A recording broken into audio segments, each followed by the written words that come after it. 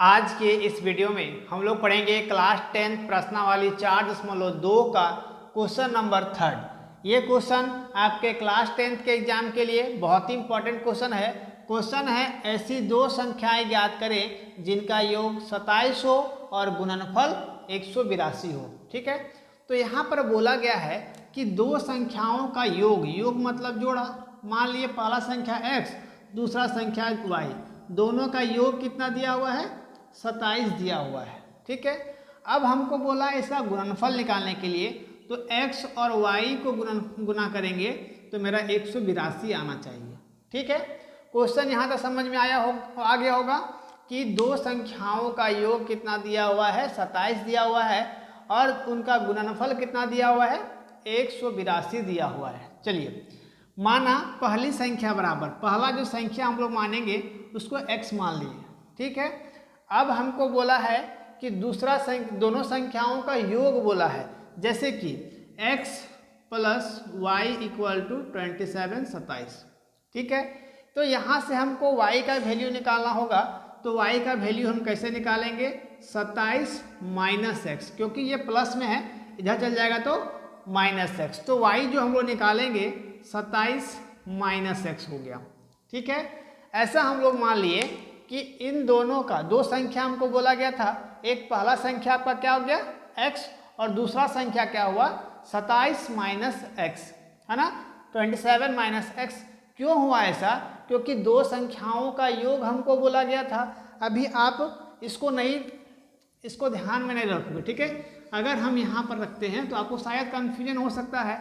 यहाँ पर बस इतना याद रखना है कि दो संख्याओं का गुणनफल योग कितना दिया हुआ है 27 दिया हुआ है, तो यहाँ से y का हम वैल्यू निकालेंगे तो 27 माइनस एक्स, तो 27 माइनस एक्स क्या हो गया दूसरा संख्या हो गया। अब हमको क्या बोला गया है प्रश्न से ये बोला गया है कि दो संख्याओं का गुणनफल, जैसे कि पहला संख्या x दूसरा संख्या 27 माइनस एक्स, तो यहाँ से x गुना 27 माइनस एक्स बराबर कितना दिया हुआ है 182 दिया हुआ है, 182 दिया हुआ है कि दो संख्याओं का गुणनफल। तो यहाँ तक योग वाला जो काम था आपका यहाँ तक कंप्लीट हो गया। अब हमको बोला है कि दो संख्याओं का गुणनफल कितना होना चाहिए, मतलब उनके गुणज का फल, है ना, इन दोनों का गुणज का फल कितना होगा, गुणनफल 182 होगा। अब हमको क्या करना है कि इसको इससे मल्टीप्लाई करना है, तो क्या हो जाएगा 27x हो जाएगा। जब हम इसको इससे गुना कर दिए, अब हमको इसको गुना करना पड़ेगा। क्यों?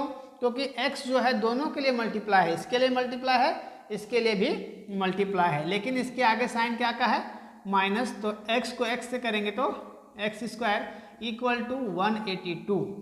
ठीक है, अब हम यहाँ से ये प्लस में है, इक्वल टू के इधर लाएंगे तो आपका क्या में हो जाएगा, तो माइनस में हो जाएगा 182 बराबर। अब हम जीरो लिख दिए।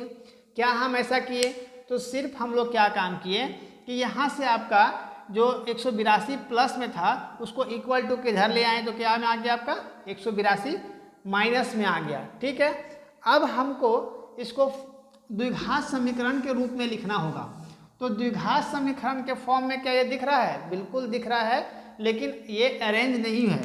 तो अरेंज करने के लिए द्विघात समीकरण ax square plus bx plus c equal to 0 के फॉर्म में होना चाहिए, जो आपका सेट नहीं है। इसको हमको सेट करना पड़ेगा। तो देखिए एक्स स्क्वायर वाला जो टर्म है वो फर्स्ट में होना चाहिए था, लेकिन ये बीच में है, तो यहाँ से हमको इसको आगे ले जाना होगा। इस आगे ले जाने के लिए, और यहाँ पर एक और कंडीशन है कि a जो आपका होगा वो कभी भी 0 नहीं होगा। द्विघात समीकरण के बारे में आपको पता है, क्योंकि हम लोग फर्स्ट ही क्लास से जान रहे हैं कि ax square plus bx plus c equal to 0, जहाँ पर a आपका कभी भी 0 नहीं होता है। चलिए, अब हमको इस x स्क्वायर को बाहर अगर लेना है तो हम इसमें से कॉमन लेंगे, क्या माइनस कॉमन लेंगे, तो माइनस कॉमन लेंगे। अब x स्क्वायर को हम आगे ले आते हैं, तो माइनस तो है ही, minus minus plus x square. ठीक है, इसको हम आगे ले गए तो यहाँ से माइनस और यहाँ का माइनस, माइनस माइनस क्या हो गया प्लस हो गया। अब यहाँ से माइनस है और इसके आगे क्या है प्लस है, तो माइनस प्लस माइनस 27x। अब यहाँ पर माइनस है, इसके आगे माइनस है, तो minus minus plus 182 equal to 0। ठीक है, अब क्या हम इस माइनस को मल्टीप्लाई से डिवाइड में ले सकते हैं? तो जब ये इधर से 0 की ओर जाएगा तो ये पूरा क्या होगा आपका 0 होगा। इसको अगले स्टेप में करते हैं, नहीं तो आपको दिक्कत होगा, है ना। 27x प्लस 182 इक्वल टू 0 हो गया। अब हमको द्विघात समीकरण को जब सॉल्व करना है, जब हमको मान निकालना है x का, तो हम इसको तोड़ेंगे। सबसे पहला काम क्या करते हैं, 182 को फर्स्ट वाले टर्म को a से हम लोग मल्टीप्लाई करते हैं, तो यहाँ पर एक कुछ नहीं है तो कितना होगा 1 होगा। ठीक है, तो 182 को जब हम 1 से गुना करेंगे कितना होगा 182 होगा। ठीक है, अब हम इसको हटाते हैं, यहाँ से हमको इसका अभाज्य गुणनखंड निकालना होगा। इसका हमको क्या करना होगा, अभाज्य गुणनखंड निकालना होगा। तो जब हम पूरा इसको 2-2 करके तोड़ते हैं तो आप डायरेक्ट करोगे, यहाँ पर आप पूरा बनाओगे, 2 का टेबल में काटोगे यहाँ से, तो हम लोग यहाँ पर 13 का गुणज करेंगे तो 14 टर्म, है ना। जैसे कि यहाँ पर 13x प्लस 14x तो कितना हो जाएगा आपका, लेकिन हमको लाना में क्या में है, माइनस में, तो हमको यहाँ पर क्या लेना होगा कि इसको हमको माइनस करना होगा। जैसे कि यहाँ से माइनस 14x और माइनस 13x, माइनस माइनस क्या होगा प्लस होगा, लेकिन साइन हम लोग बड़े का यूज करेंगे, बड़ा में आपका क्या है माइनस है, तो कितना आएगा माइनस 27x आ जाएगा। ठीक है, माइनस 27x आ गया। अब हमको लाना है 182 भी लाना होगा, तो 13 को जब हम लोग कितना लाना है, माइनस 14 को माइनस 13 से जब हम गुना करेंगे तो कितना होगा 182 होगा। आप करके देख सकते हो। ठीक है, चलिए अब हमको क्या करना होगा कि ये बीच वाला जो टर्म है उसको तोड़ना होगा, है ना। चलिए यहाँ से एक्स स्क्वायर यहाँ से आपका minus 14x minus 13x minus नहीं प्लस 182 बराबर 0। ठीक है, यहाँ से क्या किए हैं, माइनस 27x को बस तोड़े हम लोग, तो माइनस माइनस प्लस हो जाएगा, लेकिन साइन जो होगा बड़े का यूज़ करेंगे, तो 13 और 14 को जब हम ऐड करेंगे 27 होगा, है ना। चलिए अब इन दोनों से हम कॉमन क्या ले सकते हैं, तो x को कॉमन ले सकते हैं, x कॉमन ले लिए। अब यहाँ से क्या बच गया, x बच गया माइनस 14, 14 बच गया। ठीक है, यहाँ से माइनस कॉमन लेते हैं, 13 कॉमन लेंगे, तो यहाँ पर क्या बच जाएगा x, यहाँ से माइनस प्लस माइनस। अब 13 का पहाड़ा जब हम 14 बार पढ़ेंगे तो कितना होगा 182 होगा बराबर 0 हो गया। ठीक है, द्विघात समीकरण को जब भी हम बनाते हैं तो क्या होना चाहिए आपके पास कि ये दो टर्म आपका जो होगा वो बराबर आना चाहिए, तभी हम बोल सकते हैं कि द्विघात समीकरण अभी तक मेरा सही है। वरना अगर यहाँ पर अलग अलग आ गया तो आपका द्विघात समीकरण सही नहीं है, है ना, कहीं मिस्टेक कर रहे हैं आप, तो इन दोनों टर्म का इक्वल आना बराबर आना जरूरी होता है। तो यहाँ से एक कॉमन टर्म यहाँ से जो बाहर में है इसको हम लिख दिए, और एक दोनों में जो आया है उसको एक लिखेंगे। ठीक है, बराबर 0।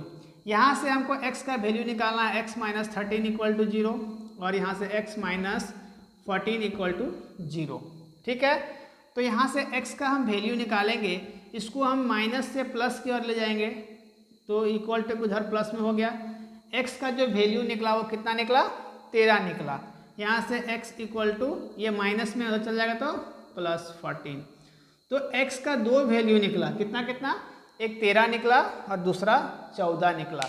देखिए जब हम 13 और 14 को ऐड करेंगे तो मेरा कितना हो जाएगा, योग 27 हो जाएगा। अब हम इस आंसर से इसको ला सकते हैं, जैसे कि देखते हैं यहाँ पर इसका काम खत्म हो गया।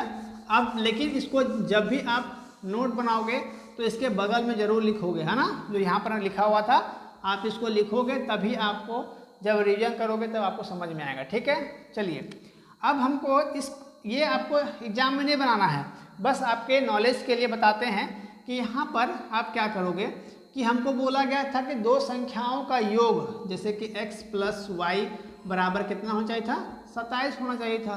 तो मेरा दो वैल्यू क्या निकला है, x इक्वल टू 13 प्लस 14 बराबर क्या होगा 27 होगा, बिल्कुल 27 होगा। तो 13 और 14 को जब ऐड करेंगे तो 27 होगा। पहला चीज़ आपका क्लियर हो गया।